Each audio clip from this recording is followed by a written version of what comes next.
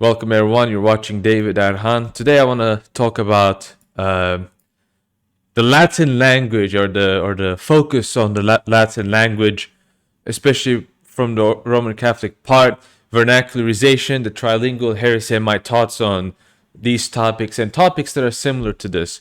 This is from a Roman Catholic book by a certain Roman Catholic priest by Michael Muller. It's on the Holy Sacrifice of the Mass.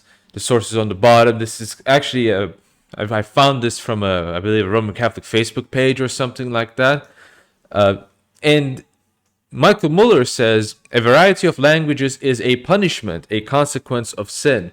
It was inflicted by God that the human race might be dispersed over the face of the earth. The Holy Church, the Immaculate Spouse of Jesus Christ, has been established for the express purpose of destroying sin and uniting all mankind. Consequently, she must everywhere speak the same language. The Catholic Church is the same in every clime, in every nation, and consequently its language must be always and everywhere the same to secure uniformity in her service. I want to, we can kind of analyze this, and I will be doing that in this video, but I want to start by saying the metaphysical attitude here is very interesting to me, because notice, first of all, that he's arguing that the variety of languages is a punishment. So he's referring to the Tower of Babel, right? It was a punishment from God to people because they united, but they had a false sense of unity.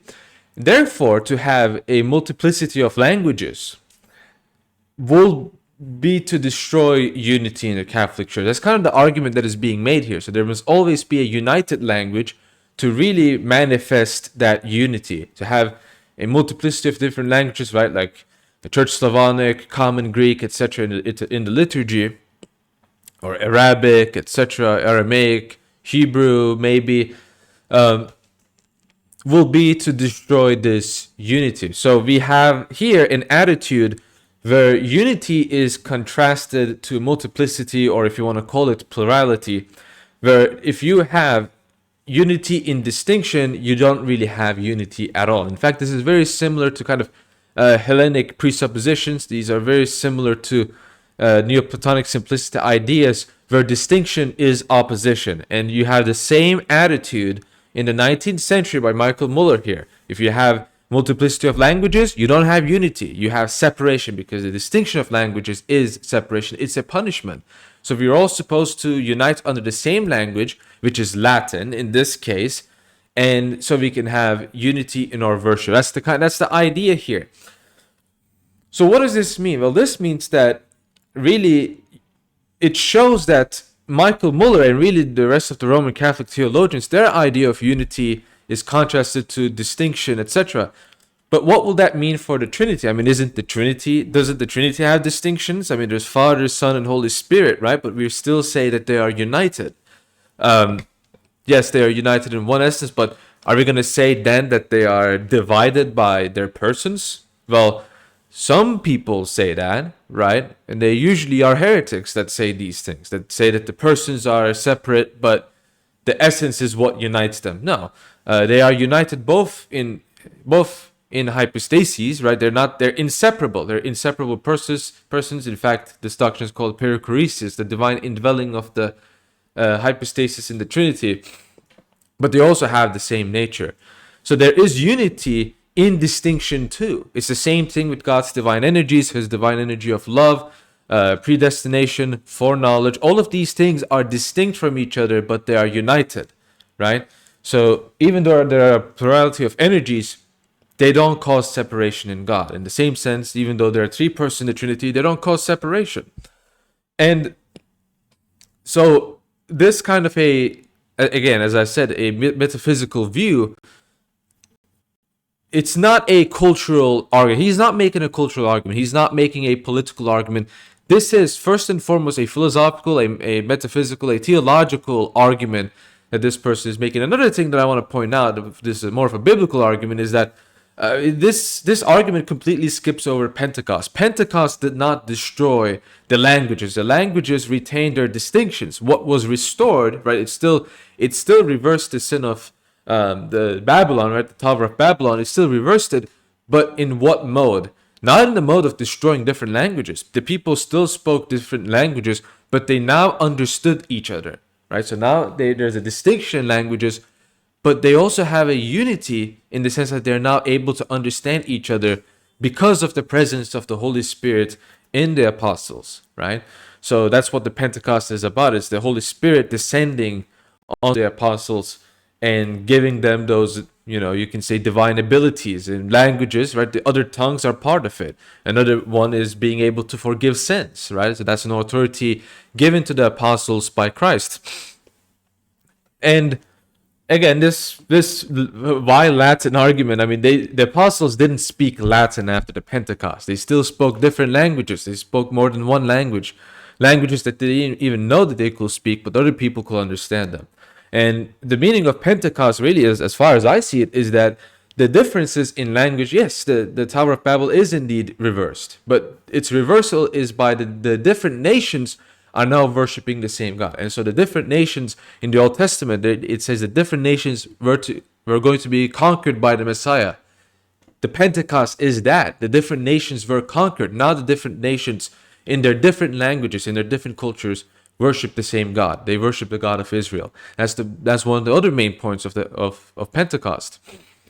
And the third thing I want to talk about is the Trilingual Heresy, which appeared at the time, according to this article, at the time of Saints Cyril and Methodius, who were the apostles to the Slavs. They were the ones who went to the Slavic lands, preached Christianity, and converted them to Orthodox Christianity. Many of you might know this, but Saint Cyril, and Saints Cyril and Methodius were the ones who invented the Cyrillic alphabet, and they did all of that in order to allow these people to worship God in their own language. Right, so there was a vernacularization going on with the Slavic people, which is why still to this day their worship is in Church Slavonic, right? Old Slavonic, basically. So it's different from modern Russian. It's Old Church Slavonic that they worship in.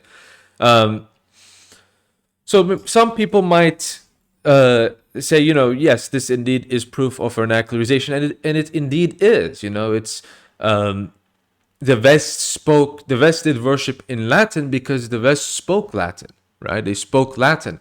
And in the same sense, the Greeks worshipped God in Greek because they spoke Greek. It was a language. It was their language at that time, right? And it's the language of the scriptures too.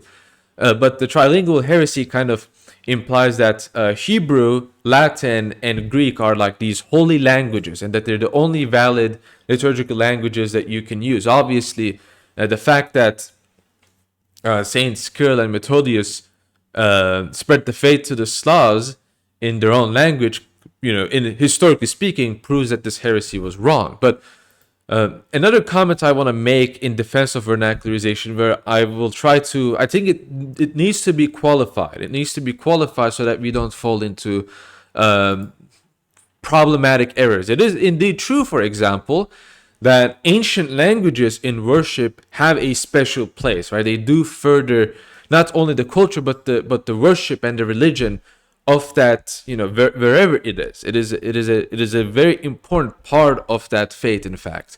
So when I'm talking about vernacularization, I am not going to be saying something like Greek should have worship in modern Greek and Russian should do worship in modern Russian and Bulgarian should.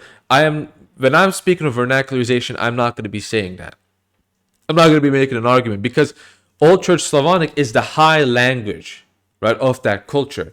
And when we, liturgy is for the people. It's a work of the people, and liturgy is given to us for our own good, in fact.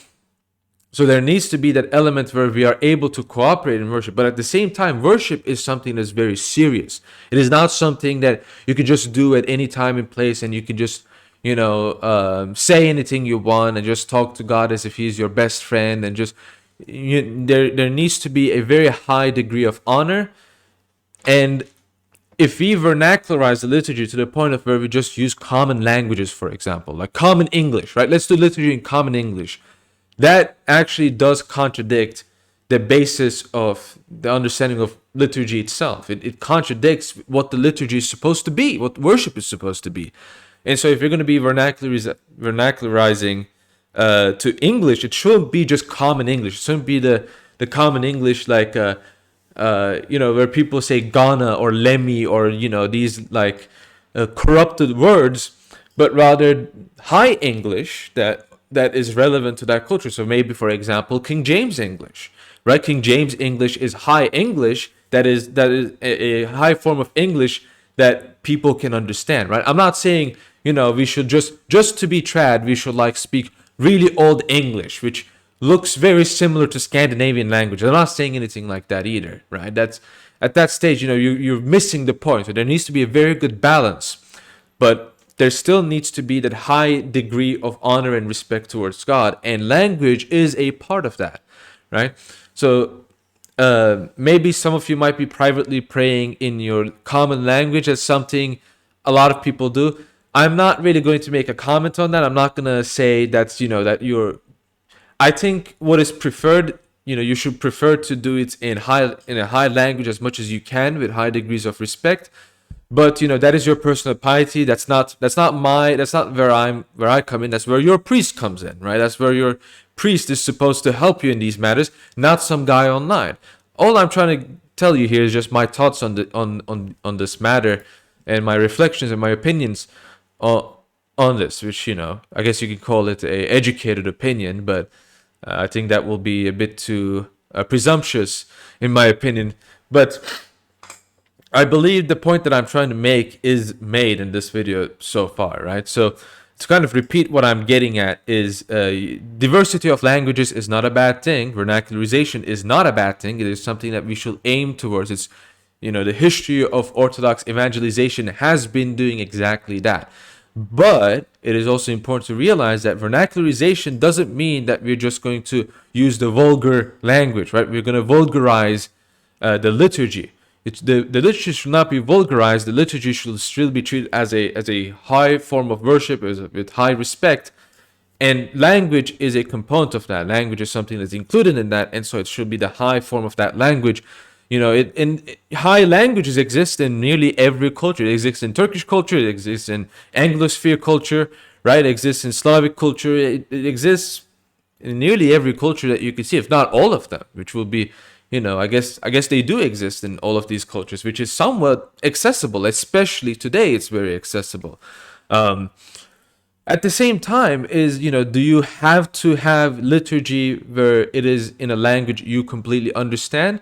We need to understand that liturgy is not some easy access thing that you can just participate just by attending. Right? Oh, I'm just going to listen and I'm going to understand it. It's very important, but you have to take some effort in understanding it. Like I've done that personally. A friend of mine who's a recent convert, who's going to the same church as I am, he's doing the same thing too. He's taking that effort every single day as much as he can. So it's not something that's supposed to be easy access, right? It's not supposed to be easy. It's supposed to be difficult because it's because at the end there is a very nice reward, right? Basically. And adventures are never a bad thing, right? I'm not saying learn a foreign liturgical language that you're only going to use it to understand liturgy. No, I'm just saying that you can maybe read books or study the liturgy, right? And since if you go to liturgy every Sunday, you'll eventually memorize what's going on, like I've done that in a year. Basically, it's not that difficult.